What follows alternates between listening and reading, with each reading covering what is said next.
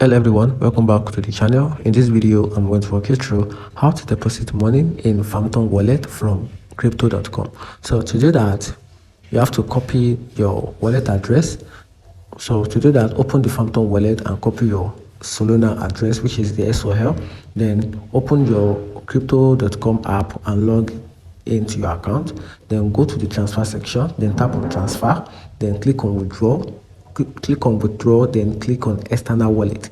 Then after that, add a new withdrawal address if needed. Then select the Solana.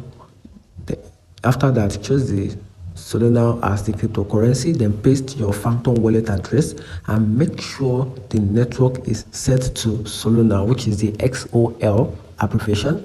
Then from there, enter the amount and confirm. So to do that, input the amount to transfer, then double check all details correctly, then complete the security verification and confirmed.